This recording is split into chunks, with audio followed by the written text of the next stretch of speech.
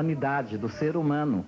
Verdades ou mentiras, justiça ou injustiça, o fato é que o preconceito anti-homossexual foi, é e continua sendo responsável por muitas limitações neste terreno. E ainda hoje, ele continua existindo, enrustido na maioria das vezes na lei do silêncio que encobre todos os envolvidos.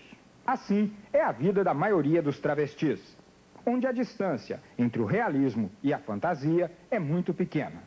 Hoje em dia, pela criação das pessoas, pessoalmente, é até um conselho que eu dou, não mime muito seus filhos, ou não prenda muito suas filhas, porque isso você está contribuindo para que seu filho amanhã seja homossexual, sendo que você não gostaria que acontecesse isso.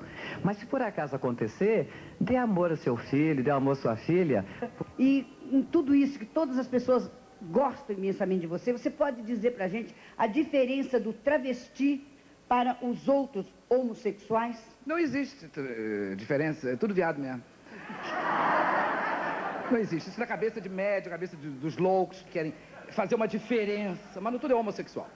É homossexual, não existe a diferença. Se a pergunta é essa, não existe. Por exemplo, existe travesti que de repente não tem um ganho de vida nenhum, mandado embora do lugar que trabalha porque não querem beijo, não querem homossexuais. Ela é obrigada praticamente para a esquina se virar. Também. Tem o travesti que não se sujeita a essa coisa de esquina.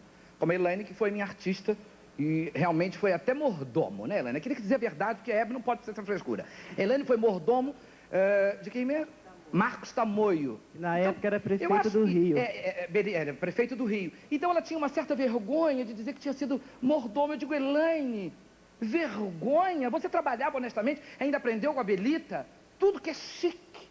Então, trabalho honesto, seja ele qual for, é valoroso, importante. Concordo plenamente. Importante. Agora, quanto a esse negócio de transexual, bissexual, eu acho que tudo rola uma coisa de bichice na cabeça, sabe, Hebe? Carla Campos, é mais difícil assumir numa terra de machos como o Rio Grande do Sul? Olha, Hebe, se eu dissesse que a minha carreira foi difícil, eu estaria mentindo. Graças a Deus, eu tive uma família maravilhosa que sempre me incentivou e me deu apoio. E eu sou uma pessoa que desde pequena, eu sempre confiei muito em mim, porque eu acho que acima de qualquer coisa você tem que confiar no seu talento. E eu, acima de qualquer coisa, confiei na minha capacidade de ser humano, porque eu acho que o sexo não está na minha cabeça. Eu acho que independente de eu ter uma opção sexual masculina ou feminina, eu sou um ser humano que sinto qualquer coisa como um outro qualquer. Eu acho isso que é mais importante, é isso. Então, eu sinceramente, se eu disser para você que eu tive preconceito, graças a Deus, eu não tive nenhum. Não, mas você não sentiu preconceito? Mas lá olha, na terra do gaúcho? Imagina, quanto mais baixo, melhor para elas. Ed, eu só senti preconceito uma vez, que foi um preconceito de trabalho, porque eu, junto com umas meninas, eu fiz teste numa emissora de televisão local, isso no Rio Grande do Sul, e tinha todos os requisitos para ser apresentadora. E fui reprovada porque era travesti, tendo todas as capacidades, mais do que as mulheres. Isso me magoou muito, mas não foi uma coisa assim que me impediu de lutar. Tanto que eu estou na televisão e já fiz rádio no Rio Grande do Sul. E está no teu programa. Estou aqui. Maravilhosa. Você viu agora tem cancha? Maravilha. Essa foi a Carla Campos. Agora vamos falar com a Susan Bertoni, que é aquela moreninha muito bonita. Depois eu quero que elas todas eu quero que se levante para mostrar o corpo. O corpo. Até que inveja. A Susan, com que idade, Susan, você percebeu que tinha, digamos assim, alguma coisa errada? Não sei se é errado ou não. Não é? Muita gente diz, mas como é errado? Não sei se é errado, não é? Não é que é errado. A gente tem uma criação, graças a Deus eu tive uma criação muito boa, a minha família me deu uma educação muito boa. Então, de repente, a gente descobre o mundo conforme você vê as coisas. Então, a gente vai aprendendo a partir para uma coisa diferente. Quando a gente vê que a gente tem tendências desde criança. Então, isso é que eu gostaria de saber. Isso, de porque repente... justamente por causa dos telefonemas que nós recebemos. Então, o homossexual, ele tem tendências. Quando ele tem tendências, não é porque vai assistir um programa de televisão, onde nós estamos aqui, apresentando, vocês que são artistas, que você vai levar algum garoto que esteja assistindo a se transformar num homossexual. Claro que não. Não é? Não é verdade. Porque as pessoas dizem, imagine que exemplo, está induzindo o telespectador a ser homossexual. Isso é até uma tragédia para minha cabeça. Porque agora minha mãe está criando um garoto que fez 4 anos e eu tive esse problema, Hebe. Eu tenho um irmão homossexual, Flávio, que minha mãe o ama muito também. E eu senti quando ele ia ser homossexual, ele tinha uns 3 anos. Eu olhei e falei, meu Deus, a culpa vai cair em cima de mim. Por causa desse viado aí. Eu fiquei num grilo terrível. Agora, eu estou morando com uma secretária divina e ela tem um neném que foi para lá com 6 meses para minha casa e eles me chamam até de Frau Herr, porque o garoto tem que dizer muito obrigada, dá licença. E eu faço o garoto dizer tudo isso. Ele nunca me olhou. Quando ele me vê maquiada, ele diz assim, Rogéria, praça é nossa? Praça é nossa. E é machinho e não tem nada. Olha, ele pegou a Rogéria travestida. Não tem nenhuma maior tendência. Mentira, telespectador. Hebe, é a maior mentira que alguém possa virar bicho porque viu um programa e viu as bichas lá. Isso realmente é uma maldade, como fizeram com a AIDS, dizendo que era uma peste gay. Né? Jogo logo pra cima das bichas. Vamos lá pra cima dos viados uma vez. Isso é ruim, mesmo.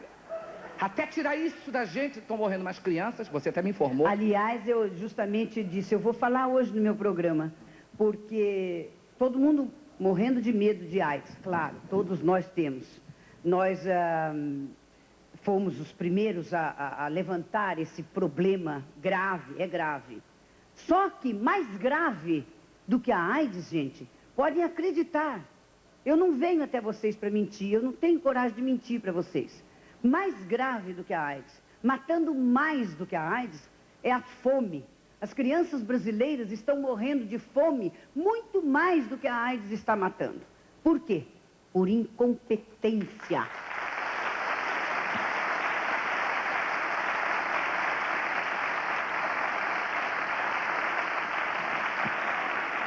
Mas a minha querida Susan não terminou de responder, porque a Rogéria é muito eloquente, né, Rogéria? Mas, de repente, as tendências que a gente tem na nossa adolescência, a gente vai transformar numa coisa bonita, porque, de repente, para mim, é uma coisa gostosa o que eu faço, a minha profissão é muito gratificante para mim. Claro que existem preconceitos, porque nós vivemos num mundo muito preconceituoso. Então, de repente, eu me gratifico muito com a minha profissão. Batalho bastante, pego minha pastinha, meu book, coloco debaixo do braço e vou às agências, vou à luta. Mas essa transformação que eu tive, de repente, eu não posso acusar minha família, eu não posso acusar ninguém. Foi um gosto meu. A sua família fez restrições?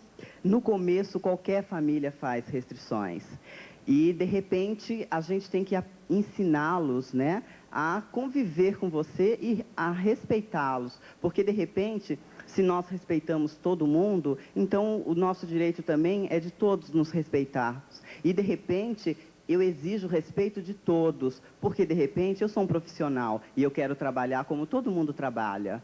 De repente, a gente precisa chegar nas pessoas e pedir para poder fazer alguma coisa, mostrar o seu trabalho. De repente, a gente tem que entrar Eu entro numa agência de publicidade, eu faço seleções com várias garotas e, de repente, se eu não sou aceita, não é porque eu não sou uma profissional boa, é porque eu não sou mulher.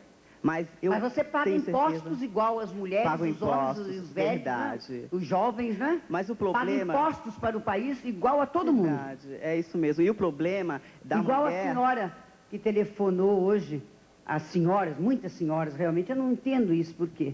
Né? Eles pagam um imposto igualzinho a senhora, o seu marido, tá? Está contribuindo para o país, só que não está sendo devidamente aplicado, né? Os impostos não estão sendo aplicados como deveriam ser, em benefício da população. Bom, Elaine, os garotos que eram seus amigos antes dessa transformação, continuaram seus amigos? Imagina, muito mais amigos. Não existe essa coisa, Hebe. Como a Susan disse, eu acho que a arte não tem sexo. Essas pessoas que estão preocupadas se nós somos homens ou mulheres, elas deviam de olhar mais para a fome, sabe, para essa brincadeira de política que é o Brasil, e esquecer que a gente está de saia, ver que nós somos artistas. Não existe essa coisa, sabe? Para com isso. Nós somos gente, temos um direito a um lugar ao sol também.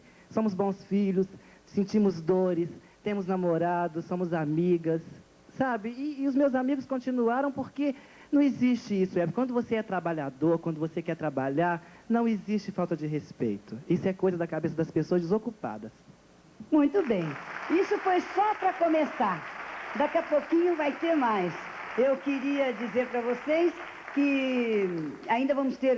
Eu vou chamar a Boca do Luxo. Isto porque aqui nesta região estão localizadas algumas das principais boates de São Paulo e é um local muito frequentado também por travestis. Nós andamos por